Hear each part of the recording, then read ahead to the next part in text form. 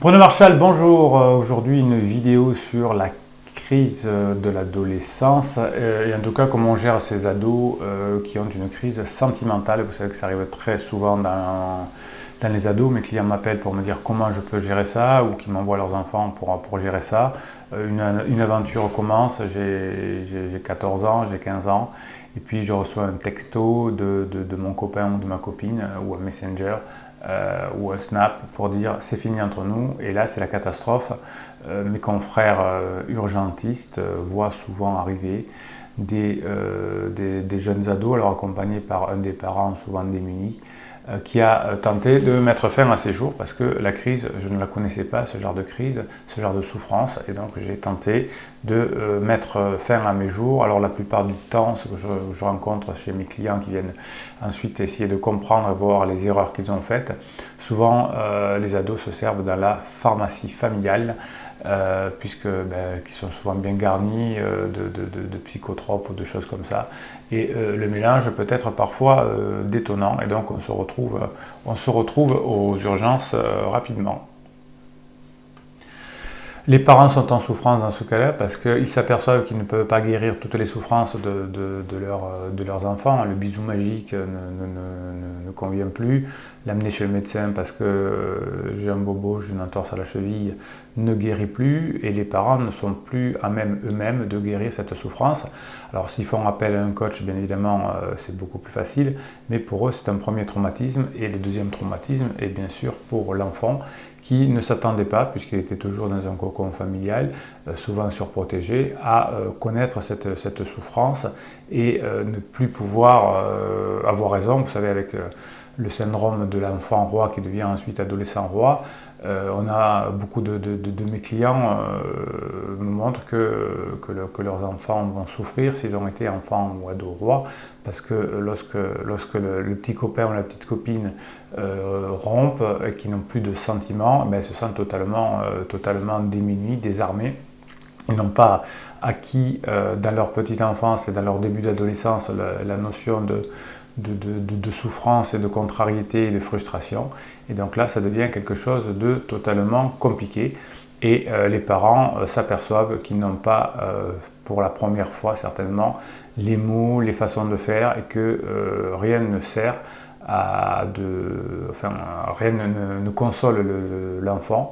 Alors il faut à ce moment-là passer par un professionnel, un spécialiste qui va aider, mais c'est la première grande frustration des parents qui ne peuvent pas aider, et des enfants aussi qui s'aperçoivent que finalement les parents ne sont pas tout puissants et qu'ils ne peuvent pas tout faire. On ne peut pas, on pouvait aller voir l'instituteur, le professeur et hurler dessus comme on le voit malheureusement trop souvent aujourd'hui quand il y a une mauvaise note. On pouvait aller voir le copain qui était désagréable en classe ou les parents du copain pour gérer les choses, mais on ne peut pas aller voir les parents du jeune homme ou de la jeune fille pour dire faudrait qu'ils reviennent ou qu'ils cessent de rompre parce que mon fils ou ma fille en souffre beaucoup. Et donc là, la puissance des parents est limitée, et il y a quelque chose qui se passe dans la famille à ce moment-là. Je remarque chez mes clients que l'on a beaucoup progressé dans le domaine de la sexualité. Les parents sont devenus plus cool, on parle beaucoup plus de sexualité, on laisse les filles et les garçons avoir leurs premières expériences quand ils souhaitent l'avoir sans culpabiliser.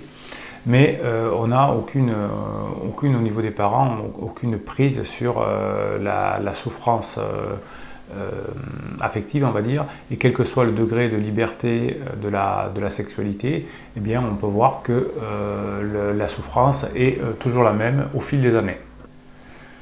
Cette découverte de la sexualité, c'est à la fois de la liberté qu'offrent les parents à leurs ados, mais aussi c'est la perte de la toute-puissance infantile, comme on dit. C'est le moment où on perçoit qu'on ne peut pas tout gérer dans le monde, qu'on ne peut pas tout contrôler, et ça fait très mal pour nos ados. Alors là, les parents ne peuvent pas grand-chose, c'est le coach ou le thérapeute éventuellement, enfin le thérapeute va essayer de savoir ce que les parents ont mal fait dans la vie pour que l'ado en arrive là, mais les parents n'ont pas fait mal dans la vie. Le rôle du coach est là plus important dans ces moments-là, parce qu'on va apprendre à l'ado à accepter des situations qu'il ne veut pas contrôler et comprendre ce que c'est une désillusion dans la vie.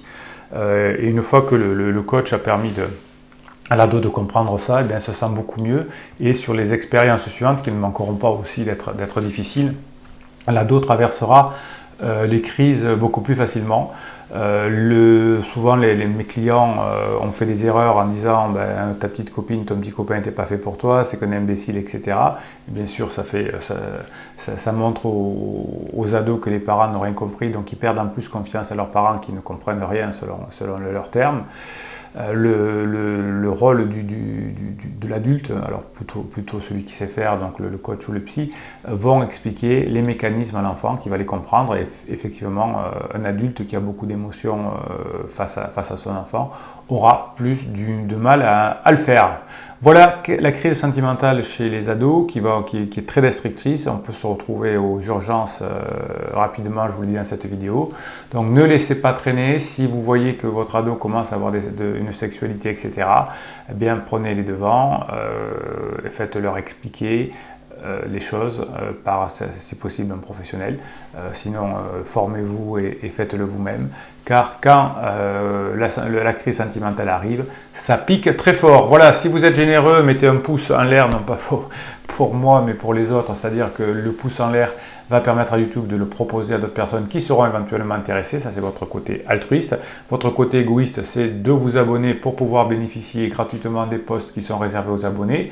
Donc ça, c'est votre plaisir à vous. Et puis, vous pouvez aussi partager, bien sûr, cette vidéo. Si vous voulez aller plus loin, eh bien, vous laissez une question en commentaire ci-dessous et j'y répondrai très volontiers. C'était Bruno Marchal qui vous dit à très bientôt.